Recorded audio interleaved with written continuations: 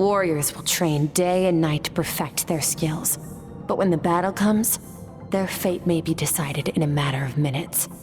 One mistake, one moment of hesitation, and just like that, all their blood, sweat, and tears were for nothing. You need to push yourself to perfection, or you might not even live to regret it.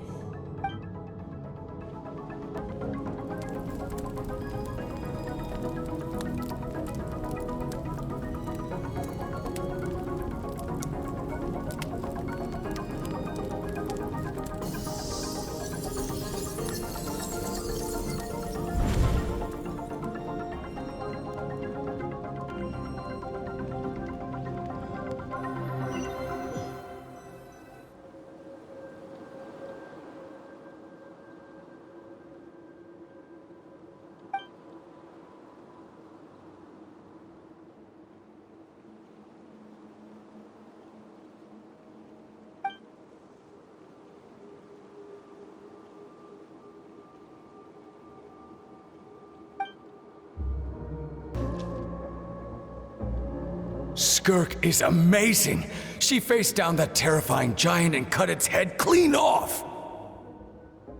Oh, she got hurt though, didn't she? I heard it was pretty bad. Yeah, well, that's a given. But the moment she was on the mend, she got right back to practicing her sword work. I heard Master suffered a grave injury once too. Lost an arm and a leg and still came back stronger than ever. Skirk's becoming more like him by the day. Incredible! I wonder if I'll ever reach their level. They're always so resolute, so unshakable.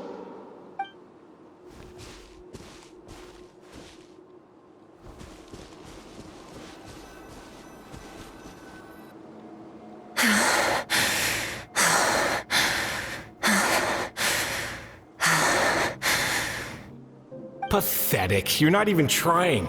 You're so much weaker than you think. Skirk, have you become a positive light in this world?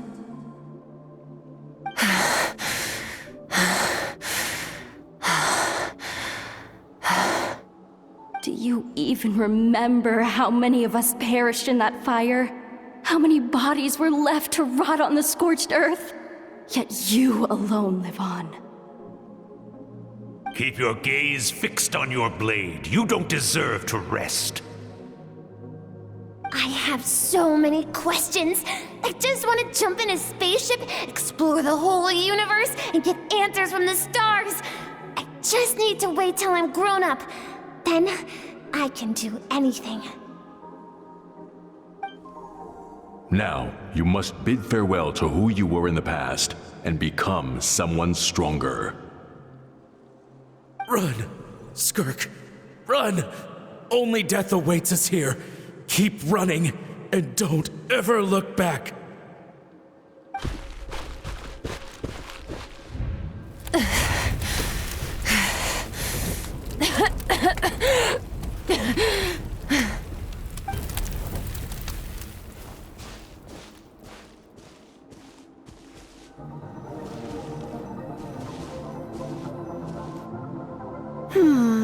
Let's see here.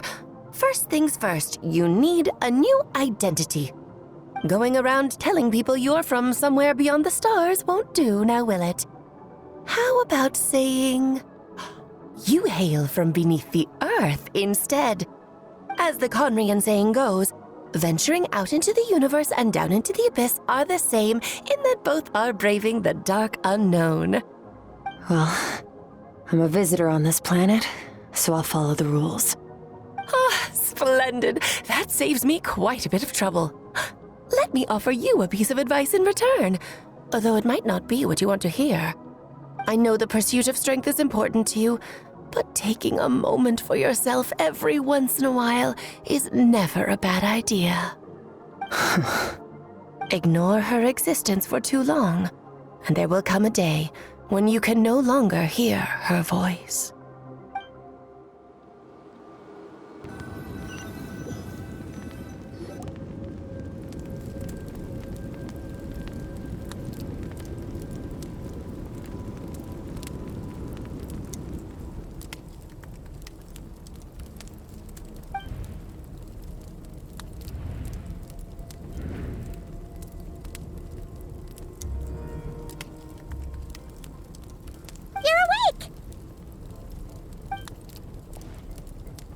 must be starving, right? Ta-da! A barbecue feast just for you! Of course you are! That's why Skirk and Paimon got this all ready for you. Dig in, before it gets cold. Ah, well, if you're around someone long enough, it's bound to happen. Plus, Skirk can cook. So, Paimon decided she can forgive the whole Ice Queen thing. Paimon's not one to hold a grudge. Here's an idea. Let's save the chit-chat until after the meal.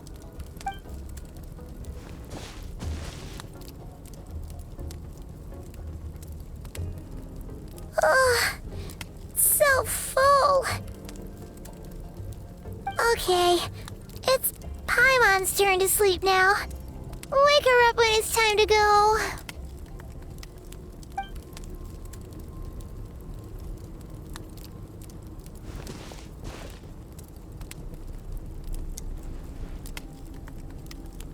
I have good news. First, your training is complete. You have what it takes to wield immense power. Now it's just a matter of putting it into practice. Continue to learn from your journey and hone your skills against formidable opponents. Second, I've located the culprit we've been searching for. Next, you just need to retrieve the missing part of your soul, and our business will be concluded. When Ajax trained with me, he once told me he was bursting with questions. So I allowed him to ask me 3 of them before he left. You and I may never meet again, Traveler. So if there's anything you want to ask me, now's your opportunity. Just like Ajax, I'll answer 3 of your questions.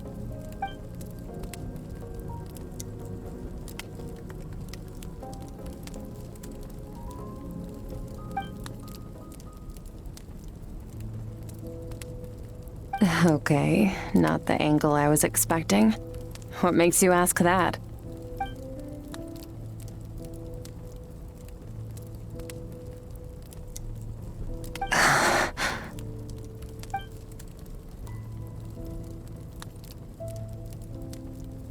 I knew that was a possible side effect. Closed off my mind to you for that exact reason. Even with the dream mirroring, you should have seen nothing but endless darkness.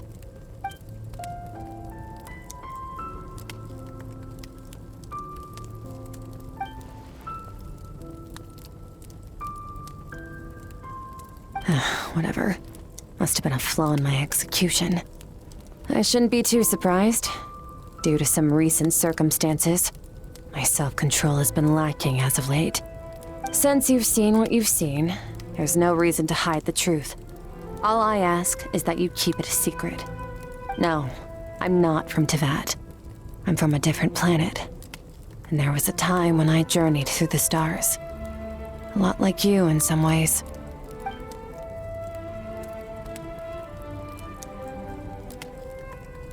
No, we're different in that respect.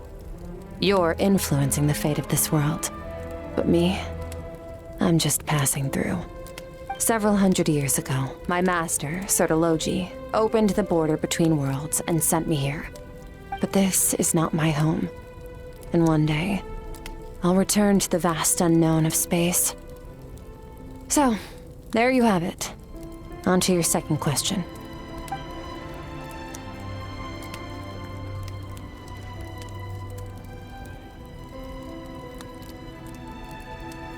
To become stronger. For certain reasons, I need to bridge the power gap between me and my master as quickly as possible. But first, I need to understand the source of his strength. To do that, I need to follow in his footsteps, walk the path he once walked, and somewhere along the way, I'll find out how to defeat him. That is my sole focus and purpose. Okay. You have one question remaining.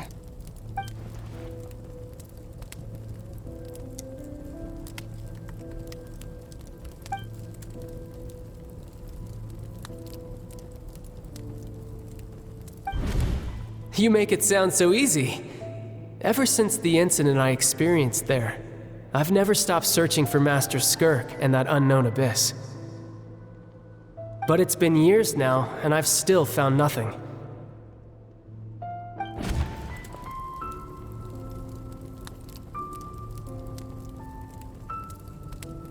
Well, your last question?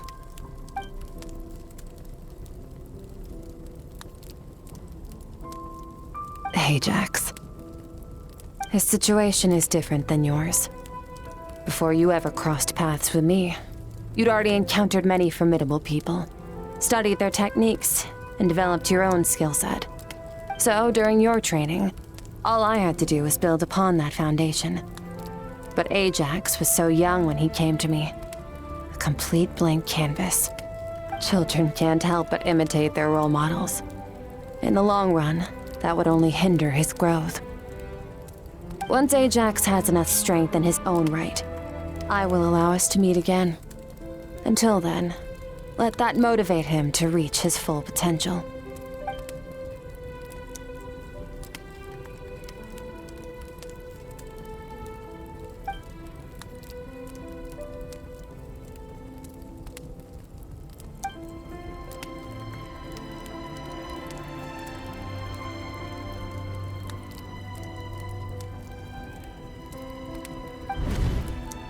Unlike you, I have no desire to establish a connection with the world. The weak and the lowly have no right to remember me. They're lucky they only have a few missing memories to show for it.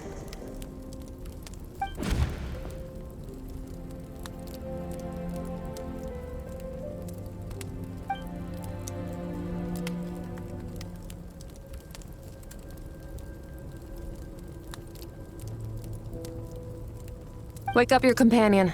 It's time to go. Oh, and everything I just told you. Best keep it a secret from her as well.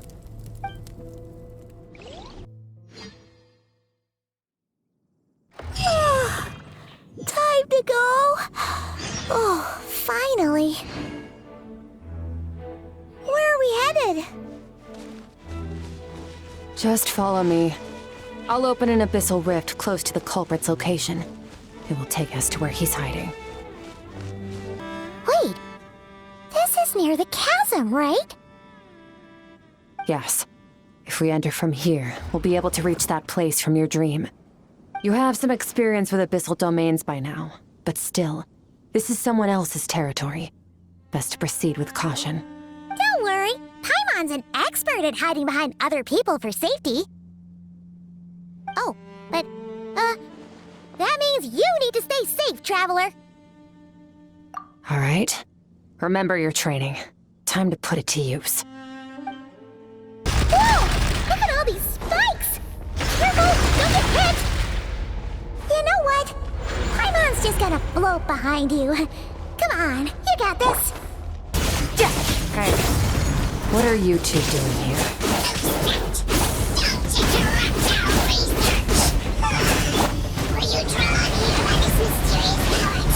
Dusty. I'm getting wind in the house. Let's press on. Oh, looks like this is a dead end. Did we make it to his hiding place? Ugh, this fog is making it impossible to see anything! This should be the place where you were attacked, traveler. The missing part of your soul should be nearby. Can you sense where it is?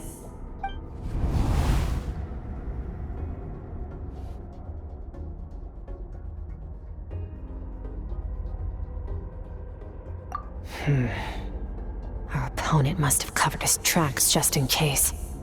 Otherwise, you should have sensed it much more strongly.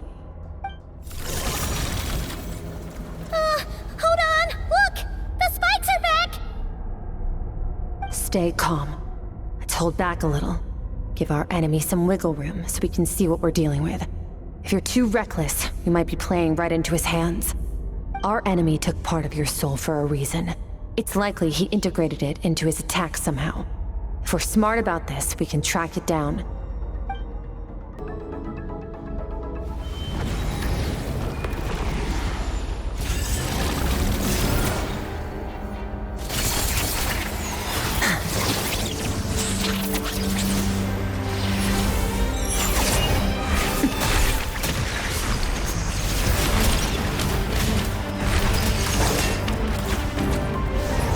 From the start, the attacks have been focused on me.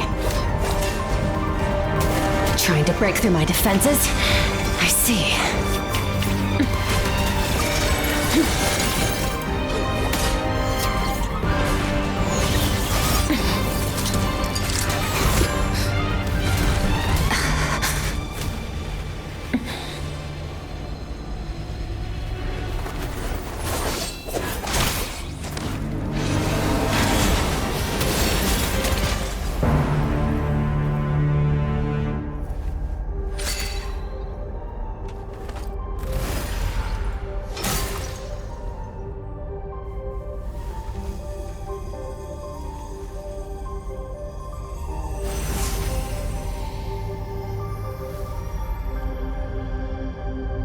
There. I got it back. Traveler! Skirk! What happened? It looked like Skirk just got... In the Grayley Plains, you asked me why this enemy chose you as his target. Now, the answer is clear. It's not just the fact that your strength is impressive. It's also because of your ability to, as you put it, purify abyssal power. Whatever that actually means. The fact is, that ability allowed him to do something that should have been completely impossible. Namely, break through my defenses and steal my power. No, he couldn't have known I'd come to his domain. He only stole your soul fragment because he knew the value of its power. I doubt he expected it to come in handy so soon. Call it fate if you want. I believe that's the term they use in this world for arbitrary coincidences like this. In any case, it works to our advantage. Once I realized what he was using that power for, it gave me the chance to get back what you lost. I'll cope. Well, done gorging? Good. Time to answer some questions. How did you get the power of the all-devouring narwhal? The all-devouring narwhal? Oh, of course! Paimon knew that spike thing looked familiar. It looks just like that narwhal's horn! I highly doubt you acquired that power through your own strength. Tell me I'm wrong. You're desperate enough to scour the land for god remains and whatever vestiges of power you can find. That alone proves you wouldn't be able to defeat a creature like that. Which leaves one possibility. You know my master, the Foul, Sertologi. The Foul? Who dares call him Foul? Sertologi.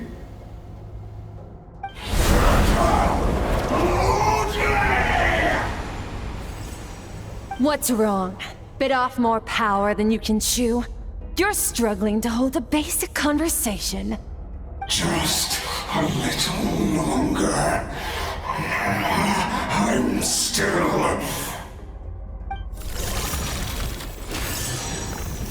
Look! It's back!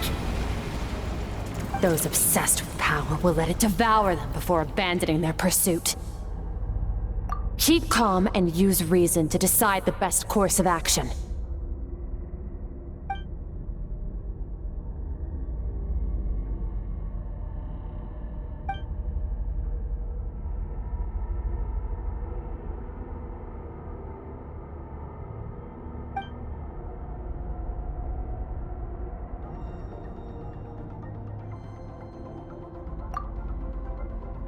Wise decision. Final victory doesn't always come after a single battle. You've got your soul fragment back, so we both got what we came for. Let the enemy draw breath while he can. It won't be for long. Get us out of here, Traveler. You'll need to lead the way this time. Skirk, is your shoulder gonna be okay? The wound is minor. It'll heal in no time. You should focus on getting out of here alive instead. Uh-oh! Falling spikes! Run! Watch out! Looks like this place is about to collapse! So, this guy's power has something to do with the all-devouring narwhal. Did you know that all along, Skirk? I had my suspicions. That's why I decided to investigate in the first place. But suspicions only get you so far. I needed to verify it for myself.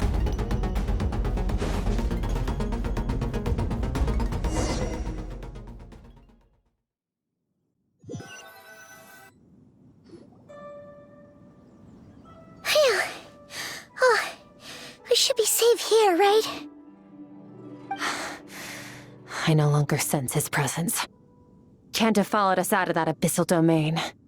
Weaklings like him will find that my power is not so easily controlled. He won't be leaving that place until he's managed to digest it. You seem surprised. I suppose that's fair.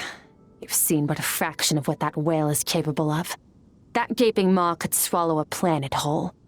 It's called the all-devouring narwhal for a reason. Devouring is what it does best. It can extract power from anything, dead or alive, as long as it manages to make physical contact. Yeah. When we had our run-in with that thing, Neverlet mentioned that it has an instinct to devour. Your dragon friend recognized the nature of its abilities and used the power of Hydro to protect you. That worked because it was in a satiated state, so it was somewhat less aggressive than usual. It's a different story when it has no more power to feed off of. That's when its true voracious nature kicks in. It could devour everything on the planet in that state, which is why I cast it into that void space. But I hadn't counted on there being anyone left on this planet capable of wielding its power. To me, that says he must have encountered the whale a long time ago.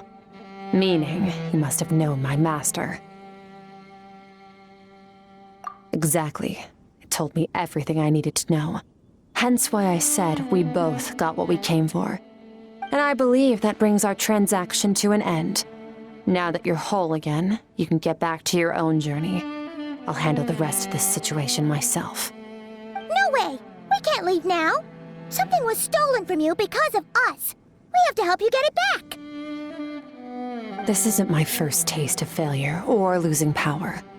When you fall, you get back up again and become stronger. That's how it is. But what if that monster finds you before you're all better? Plus, how are you gonna get home? It's not like you can just go swoosh and open a door to the abyss again. Not without your full strength. So, sticking with us for the time being doesn't sound so bad, does it?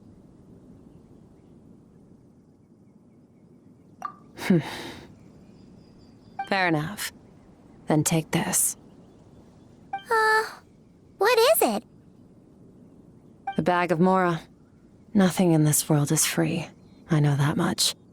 I'll leave the planning to you. Hurry up and decide where to go. We shouldn't linger.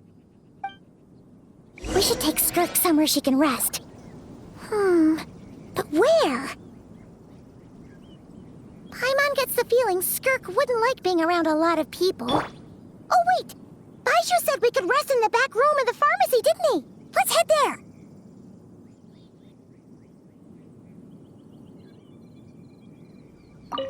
He'll know something about Master. I'm sure of it. Next time, I need to be ready. Oh, this. It's a star crystal suit. Abyssal energy is scarce in Tevat. Wearing this helps me access it more freely. It stores concentrated abyssal energy that I can draw from on the go. When the energy runs out, it reverts back to its original form. Fine. It was just a scratch. It'll take time to recover my strength, of course. But adapting to situations like this is nothing new for me. Found somewhere to rest. Well, lead the way then. This bag from Skirk has a ton of Mora in it. Does she have a job or something? Wait, no. After what we saw at Wamin Restaurant, that seems impossible. Can you imagine? It would go something like... I'll be collecting my paycheck now, boss. Oh, sure thing. Wait, who are you? Have we met? Can't hold a job if you make everyone forget about you. So, what did she do to get all this Mora? Claimed some buried treasure, took care of a few monsters that were causing trouble. Nothing untoward. It's safe to use. You heard all that? A sonorous voice like yours is hard to miss. I wouldn't be surprised if the sound of it traveled to the nearest mountaintop. Then, did you by chance happen to hear Paimon's little, joke earlier? You mean when you called me Frosty the Lavender Melon? No, sorry. Paimon totally misspoke just now. She didn't say that at all. It was, a Paimon lookalike. Yeah, she's a piece of work, that one. Always impersonating Paimon and giving people weird nicknames. Okay, fine. The truth is, Paimon didn't like you all that much at the start. But things are different now. You helped the Traveler in a big way, so... What do you say? Friends? Ugh. I noticed there was only one bed. Go ahead and get some rest. Wait, what about you? I don't get tired, and I don't need rest. I'm going to practice my sword work. That should help me regain some strength. But your shoulder... Hey, don't just leave! Whatever. Let her tire herself out. She'll come back eventually. Let's get some sleep, Traveler. That comfy bed is calling, Paimon.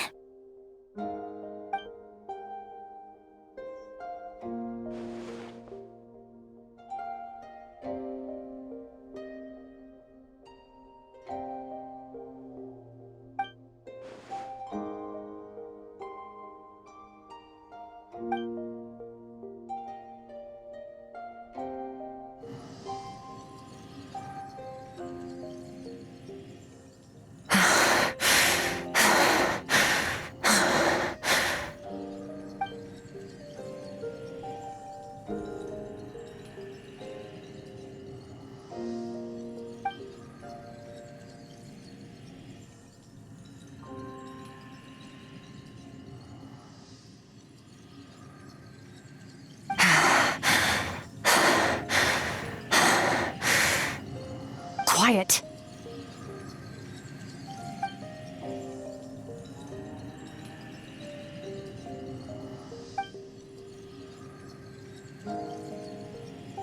Do you even remember how many of us perished in that fire?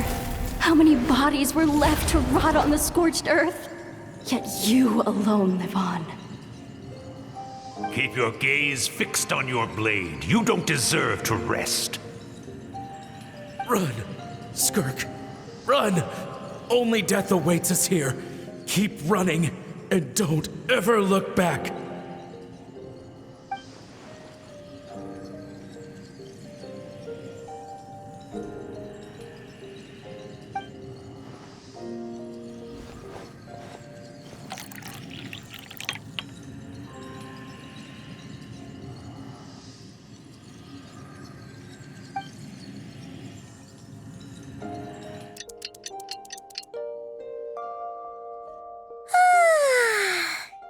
An early night's sleep is the best. That bed was so comfy. Wait, Skirk? Have you been sitting out here the whole night? The bed's all yours if you want it.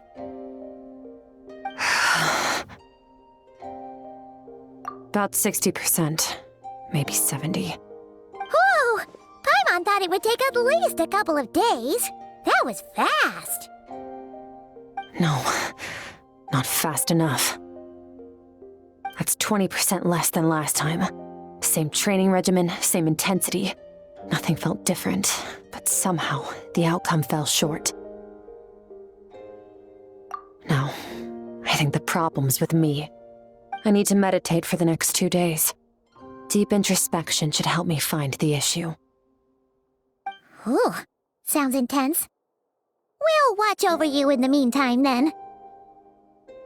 Thanks. See you in 2 days.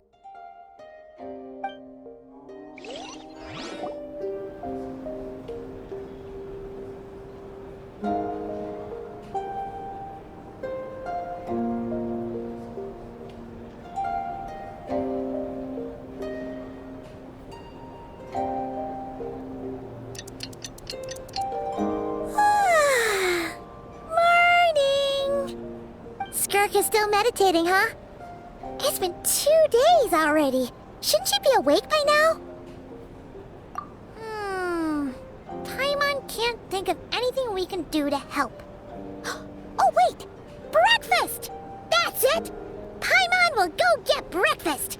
Skirk is gonna be starving when she wakes up. Be right back.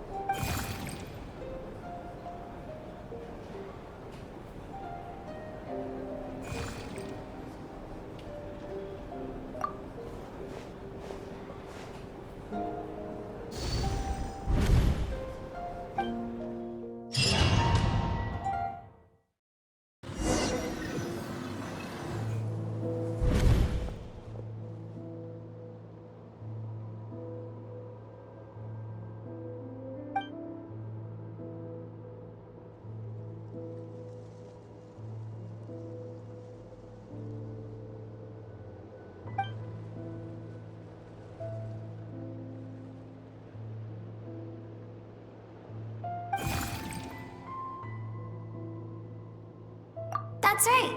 This is Skirk's inner world.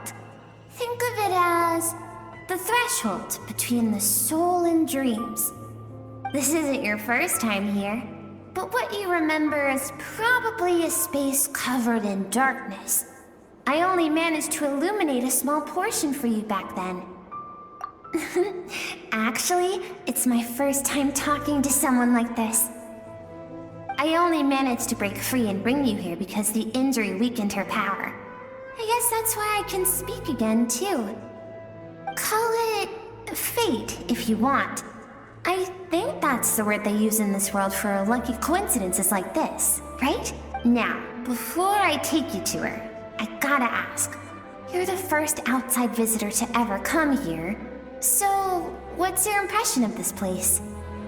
Oh, you noticed. This river represents Skirk's strength.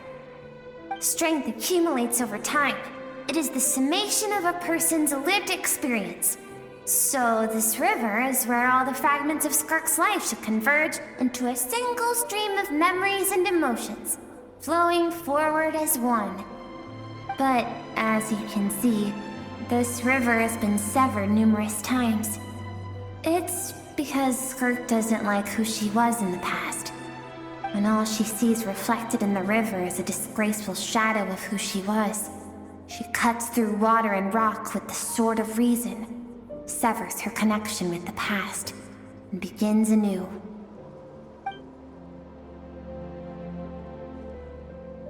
You must learn to shut out all the pointless emotion.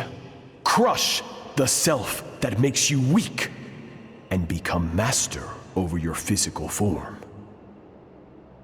This isn't my first taste of failure or losing power. When you fall, you get back up again and become stronger. That's how it is.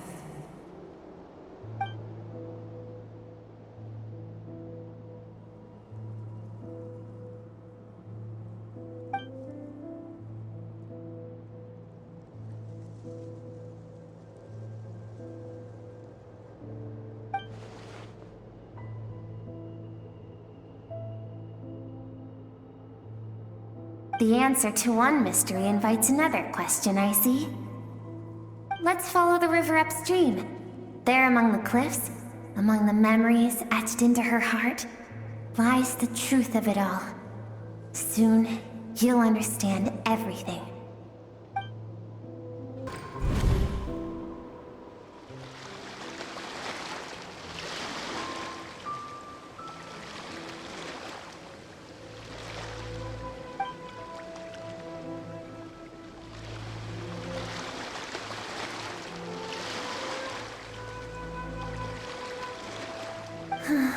I've always thought that, even when falling leaves don't come from the same tree, they can still form bonds of kinship when they meet.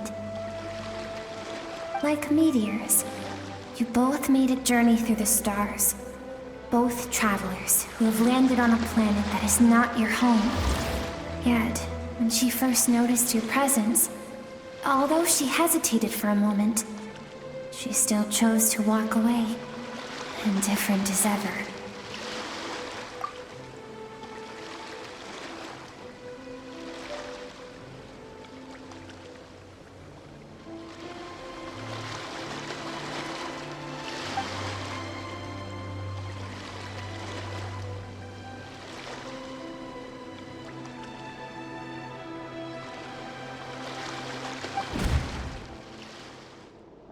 Seems like you've answered your own question. Skirk sees herself as a trespasser in this world. She's made a conscious choice to avoid altering its path. But the reason for that decision stems from events much earlier on in her life. Let's keep going. It's still a long way to the source of the river. You now have what it takes to wield immense power. From this day forth, I shall teach you no more. No one can become a worthy warrior through imitation alone. I have given you fangs and claws. Now, you must learn to hunt. You wish me to travel the world beyond on my own, Master? Indeed. Make new friends. Embark on your own journey. And piece together a new future from the shattered remnants of your past. We will still have contact through the abyss. But know this. One day, I will take the life you worked so hard to rebuild and reduce it to ashes. Just like the fire that haunts your mind. Why do you do that? I have told you before. Fear is the catalyst for human evolution. You have tasted loss. You have known fear so deep it can be felt in the bones. But as living beings, we all have an instinct to detach from that which harms us. And thus pain dampens over time, and the acrid taste of fear becomes but a distant memory. Yet now, I have bestowed upon you the gift of fear eternal. It will drown you in the nightmare of your childhood, or it shall drive you to defeat me, whatever the cost.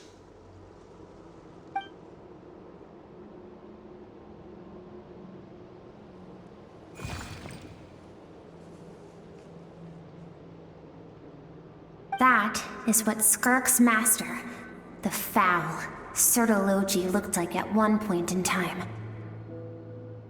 Of course, as a higher being, physical form is a triviality to him.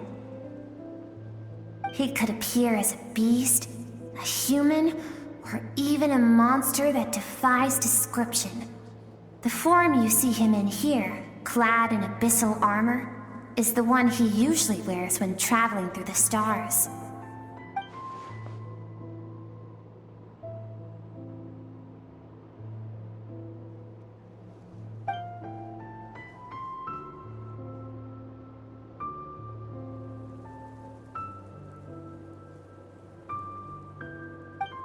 For certain reasons, I need to bridge the power gap between me and my master as quickly as possible.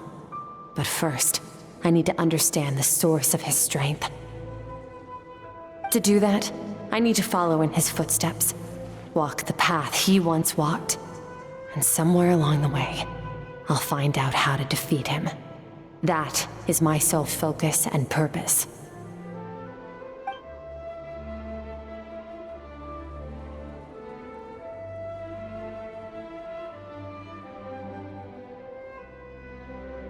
I'll let you in on a little secret. The real Sertologi is terrifying. The scope of his power is impossible to understand until you experience it firsthand. It is absolute, the power to crush all things. Shall we keep going? Let's see. We're about halfway there.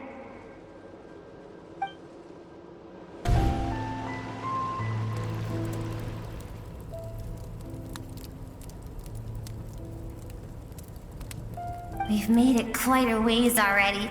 This is Skirk, when she first began training under Sertologi. I have set your broken wrist. Tomorrow, you're to train twice as hard. No tears this time. Good. Attempting to garner sympathy through tears is a habit of the weak. A pitiful, useless ploy. Can I ask a question, Master? Why did you save me? I keep thinking, maybe it would be better if I had died. I wouldn't be haunted by that fire all the time. I wouldn't have to go on like this. I saved you because I have a plan for you. It has been too long since I fought a battle that demanded my full strength, and I hunger for it. Every so-called genius and prodigy I have faced has crumbled like sand underfoot. Before me, even fate bends the knee. So, I will teach you everything I know, train you by whatever means necessary, in the hope that one day, you might surprise me. But I don't want to draw my sword against you, Master. What you want matters little. Among the boundless sea of stars, the cries of the weak are but faint murmurs that disappear into the void. You of all people know that well.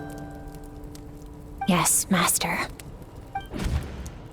From that day forward, all she knew was grueling training, emptiness, and fatigue. After some time, her talent bloomed, and she gained control over her emotions, like her master. How should I put it? It was not that human emotion disappeared from her heart, but that reason came to dictate all she was allowed to feel. I suppose it was at this point that she became the Skirk you know today.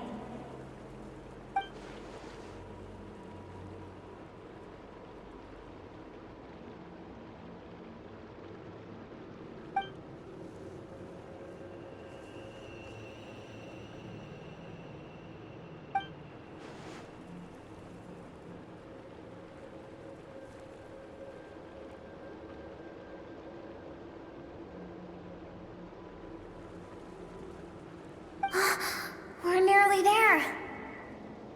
I almost don't want to reach the end. Well, shall we? This is the final stretch.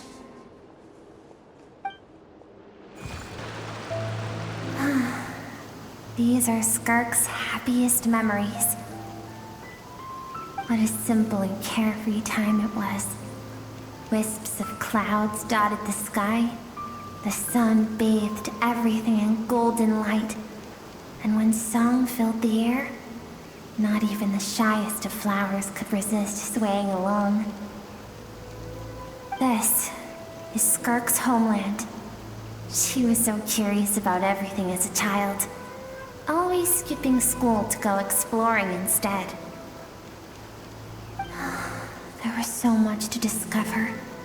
The treasures at the bottom of the sea, the secrets beyond the stars, and that merchant ship packed with adults wearing those strange clothes.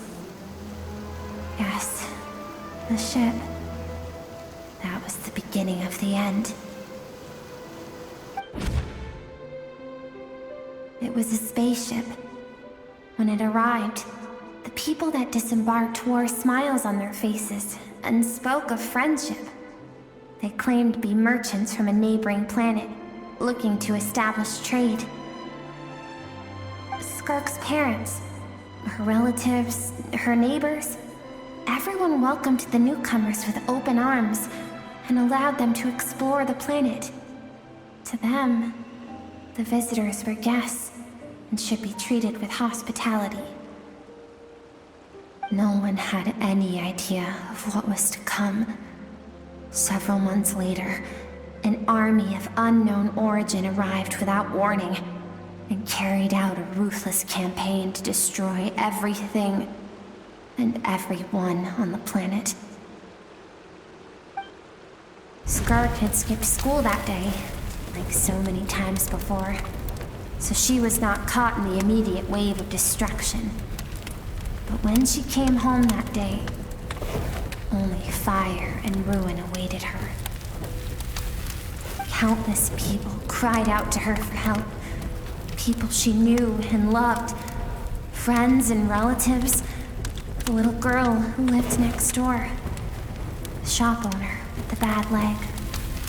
The bad-tempered teacher she had made fun of just that morning. Their lives were discarded like worthless trash as the fire consumed one life after another. Skirk was helpless. All she could do was run. And so she did. She kept running until an unexpected figure crossed her path. If Sertology hadn't been there in that moment, the fire would have claimed her life too. And there she would have remained, left to rot in the scorched earth, with no answer as to why any of this was happening.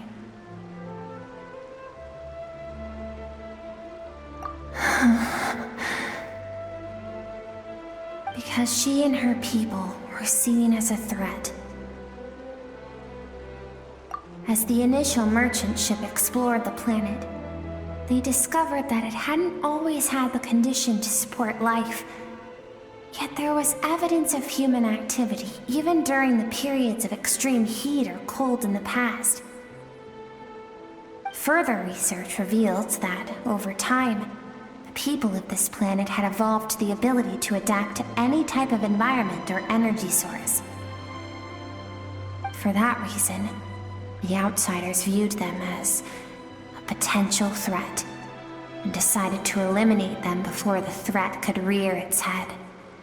And so, the army was called, and the so-called danger was wiped from the face of the planet. Senseless, isn't it? Deemed a threat because of a gift they didn't even know they had. Perhaps it was their own innocence and kindness that doomed them. But in the end, that was lost to the blaze as well. If those with power get to decide good and evil, then all you can trust in is the sword in your hand. And so, before death could claim her, she ran. She ran and never stopped. No one wants to relive their most painful moments. Well, that brings us to the end of the story. This is as far as we can go. Skirk is waiting over there. For both of us. Let's go to her. It's time to fulfill my purpose. And my greatest wish over all these years.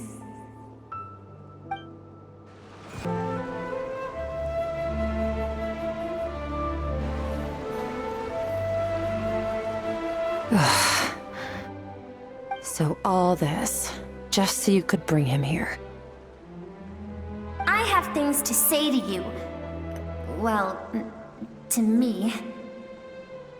I want someone to witness our reconciliation, even if it takes an argument to get there. And he is the best choice in this moment. Her suppressed emotional self. The version of herself she keeps locked in the recesses of her mind, stifled by reason. All those rejected impulses, those discarded aspects of your past selves, they are a part of me now. I am who you used to be. Someone you have refused to face for too long. So, I came to face you instead. You're wrong. I've faced you all along. And that's exactly why I keep you locked here. Your existence makes me weak. Moments of joy and longing are when we are most vulnerable. Don't forget, it was a penchant for goodness over reason that doomed our homeland in the first place. The vastness of the universe renders everything insignificant. Our feelings most of all. Even so, learning from the mistakes of the past doesn't have to mean erasing everything. Strip yourself of your so-called weaknesses, Emotions like kindness and empathy, and what makes you any different from the ruthless soldiers who slaughtered our people? The difference is that I'm doing what is right, what is necessary. I allow you to exist, but with limited freedom. That is the greatest kindness I can offer. I have shouldered everything you couldn't carry. I rose above the numbness and emptiness, and it was cold, unfeeling reason that brought me this far. It made me who I am. It made me strong. That is the problem. I want to shoulder those things together. On the grand scale of the entire universe, maybe our feelings are vanishingly small, but why should that mean they don't matter? Emotion gives warmth to the cold expanse of space. It gives meaning to the world around us. Think back to those nights of gazing at the stars, those afternoons of exploring the unknown. Think back and let them grant you peace. A brief respite from the pressure you put on yourself.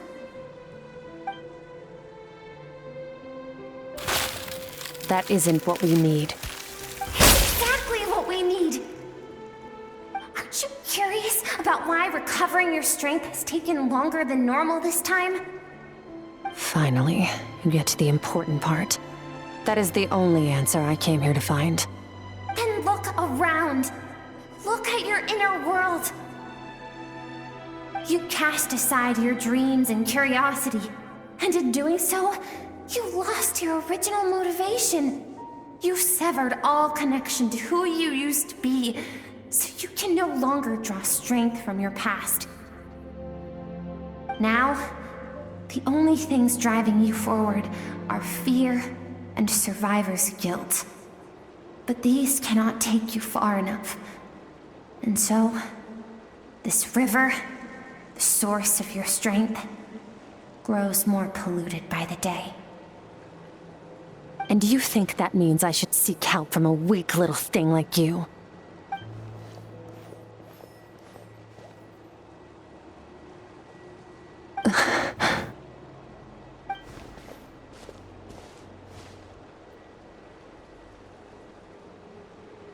Thank you for saying that. I knew bringing you here would be the right choice. To be honest, I'm not here to argue with you. This isn't about who's right or wrong. And in fact, I agree that in order to make it through the wake of that tragedy, we had to distance ourselves from the pain through reason over emotion. But what is right at one point in time isn't always right forever. I know you will never forget that fire. I know the fact that you were the sole survivor fills you with guilt. And I know that among the voices that haunt you, mine is there too. Because deep down, you know that you didn't turn out to be the person you wanted to be. All those unfulfilled hopes are like knives to the heart. And I don't want you to hurt anymore. So even if you can't accept me, I hope, at least, that you can let go. I keep thinking, maybe it would be better if I had died. I wouldn't be haunted by that fire all the time. I wouldn't have to go on like this.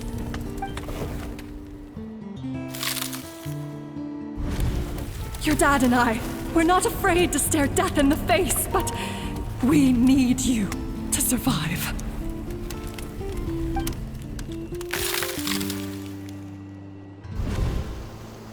I'm sick of being a kid.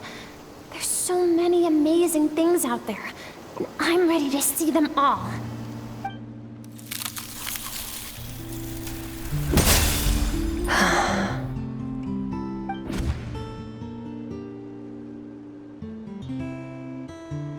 I remember. There was a song Mom and Dad always sang when we went out to fetch water. Dancing water. The sand along your path is begging for your song and movement. Will you carry this burden with you on your journey? I am not the dancing water, and you are not the burdensome sand. But if this is your wish, then I will carry carry you with me until the end. Thank you. I should be thanking you.